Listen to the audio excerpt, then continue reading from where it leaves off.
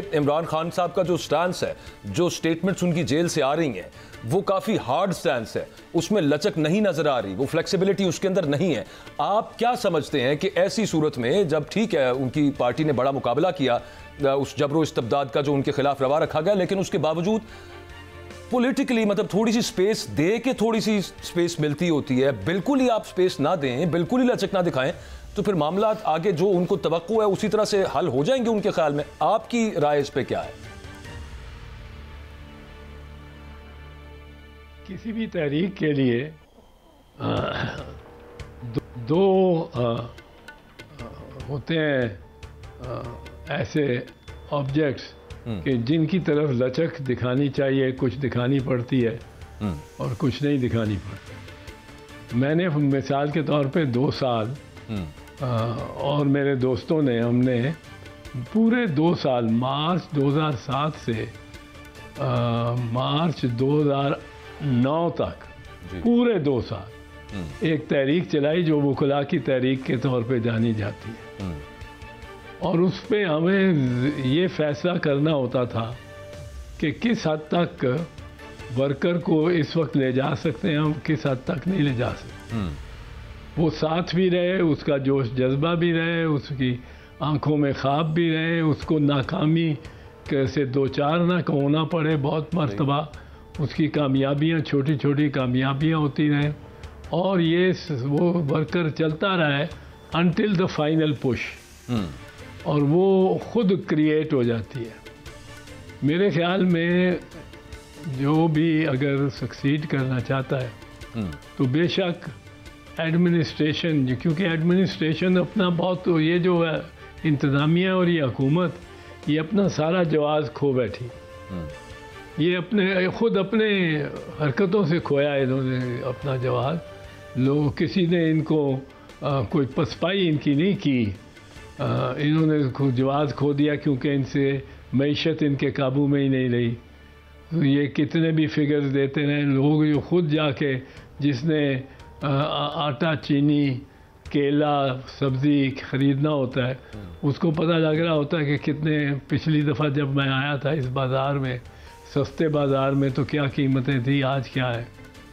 तो वो ये झूठ बोल के और गलत बयानी करके और इसको अपने बयान को, अपने मौक़िफ़ को साबित नहीं कर सकते कि जी मुल्क में बेरोज़गारी थी और महंगाई भी कम हो गई है। हरगिज़ नहीं कम हुई, लोग परेशान हैं, लोग मर रहे हैं और लोगों पे जबर हो रहा है, उनसे जबरी वसूल किया जा रहा है।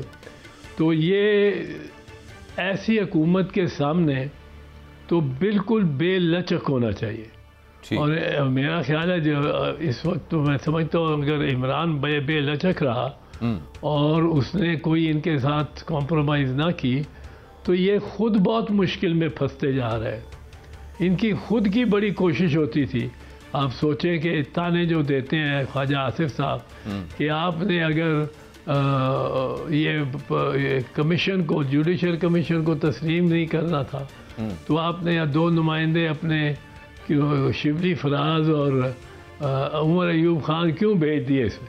जी भाई, हमारा, मैं आपको अर्ज़ करूं, मेरा तो ये पहले दिन से, और सियासत में पहले दिन से, और बीबी शहीद का भी ये बिल्कुल हमारा रवैया था। हमने ये किया कि हमारा ये मानना था कि कोई प्लेटफॉर्म हमें खाली नहीं छोड़ना। हम उसमें भले उसको प्लेटफॉर्म को तस्लीम न। बहुत काबिल एहतराम एतजाज़ हसन साहब, आप जो फरमा रहे हैं वो बिल्कुल दुरुस्त है। मैं आपसे ज़रा आसान ज़बान में पूछना चाहता हूँ, जिन पीटीआई के मरकज़ी रहनुमाओं से मेरी मुलाकात होती है तो पीटीआई में मुझे 3 ग्रुप्स नज़र आते हैं। एक ग्रुप है जो कहता है खान को जेल में रहना चाहिए, दूसरा जो है वो कहता है एस्टेब्लिशमेंट से मुज़ाकरात होने चाहिए, तीसरा ग्रुप जो है वो कहता है सड़कों पर एहतजाज यानी इनकलाब के साथ खान बाहर आएगा। मुझे ज़रा आप समझाएं कि खान बाहर कैसे आएगा? खान ने, देखो जी, बाहर तो आ जाना है। सारी उम्र तो कोई जो किसी का ख्याल है कि बहुत देर तक भी, बड़ी देरी उसको अंदर रखा जा सकता है। ये तो किसी भी सियासी कायद या सियासी वर्कर जिसके साथ पॉपुलर सपोर्ट हो, किसी भी सियासी लीडर को इस तरह नहीं रखा जा सका। और रियासत खुद मजबूर हुई है, और रियासत की जो डीप स्टेट है वो भी मजबूर हुई है उसको छोड़ने की। खान के पास जब तक ये लोग हैं और उसको सपोर्ट करते हैं, खान को कोई, मेरा नहीं ख्याल कोई फ़िक्र हो सकती। हाँ 5-6 महीने रख लेंगे, पर जितनी देर करेंगे उतना वो बड़ा होके निकलेगा, उतना उसका रश होगा, उतना उसका बड़ा जुलूस होगा, उतना वो हावी होगा इनके सबसे। और इनको गवर्नमेंट को और जो उनके पीछे अनदेखे हाथ और नामालूम लोग हैं, उनको ज़रूरी है उनके लिए कि वो इसको जल्दी निपटाएं। उनको जल्दी होनी चाहिए निपटाने की, खान को नहीं। खान को सिर्फ एक चीज़ मैं समझता हूँ करना चाहिए, जो मैं बता रहा था, जिस तरह हमने जो मूवमेंट चलाई, वर्कर थक जाता है। वर्कर से आप नहीं तवक्को कर सकते कि हर महीने वो एक बहुत बड़ा मजमा कर दे और वहाँ तकरीरें कर दे, और ये वो थका रहे हैं। और हम आपने देखो लॉयर्स मूवमेंट में मुख्तलिफ जगहों पे ले जाते थे, लोकल करते थे। ये नहीं कि एक ही दफ़ा, हर दफ़ा हमने 2 या 3 लॉन्ग मार्चेस की।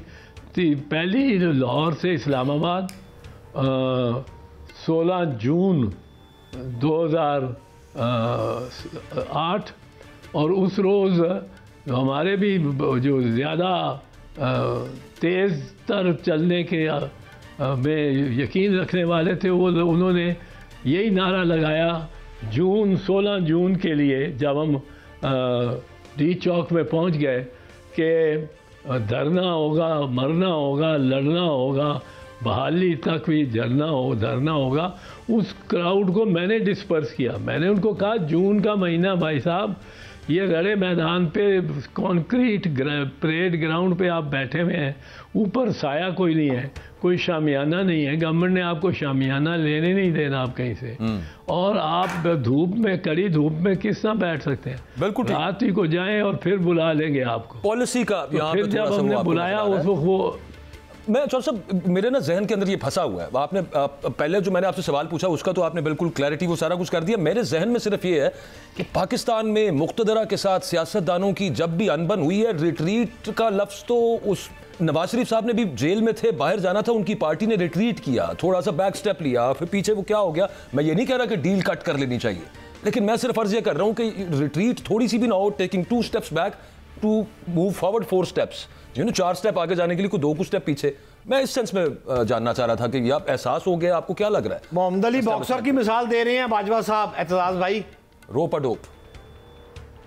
अच्छा, मैं ये अर्ज करूं आपको, मैं कोई पीटीआई में नहीं हूं, ना पीटीआई का नुमाइंदा हूं, ना तर्जमान हूं। सर आपने एमआरडी देखी है? मैं तो इस वक्त आपने वकला मूवमेंट चलाई है? जी, एमआरडी में भी यही था जी। एमआरडी भी मूवमेंट को 4 साल 5 साल चली थी जी, और फिर जाके 85 के 1980-81 में शुरू हुई थी एमआरडी की मूवमेंट, फरवरी 1981, 28 फरवरी 1981। और जब बेगम नुसरत भुट्टो को गिरफ्तार किया गया था मियां महमूद अली कसूरी साहब के घर से, फेन रोड लाहौर से, और ये चलती रही थी 1985 बल्कि 1988 तक ही चलती रही थी। और 1985 में एक जो इंतज़ामिया गवर्नमेंट है, इसकी तरफ से एक बहुत बड़ा कंसेशन मिला था, जो उन्होंने इलेक्शन कराए, 2 पार्टी लेस इलेक्शन। वो हमें बाइकआउट नहीं करने चाहिए थे, पर हमने बाइकआउट कर दिए। तो बहुत से ऐसे अनासर आ गए, जिस तरह शहबाज शरीफ, नवाज शरीफ, ये पार्लियामेंट में आ ही नहीं थे सकते अगर पीपल्स पार्टी उस वक्त लड़ रही होती हुई। तो फिर ये समझे सर कि अभी इनको भी 4-5 साल लगेंगे? इनको भी एक नई पनीरी आ गई। नहीं, इनको 4 साल नहीं लगेंगे, क्योंकि ये रेजिस्टेंस की तरफ है। वो रेजिस्टेंस की तरफ नहीं थे, वो गमलों में पौधे लगाए गए थे। ये नवाज शरीफ, शहबाज शरीफ और बहुत सारे नाम जो हैं, ये 85 के इलेक्शन में इस तरह था जिस तरह गमलों में दरख्त लगा दिए जाए और शीशम का दरख्त गमले में लगाया गया। तो थे शीशम के दरख्ती पर, चूंकि उनको एक लिहाज से उनको इसलिए वो उनकी ग्रोथ की कोई सलाहियत नहीं थी।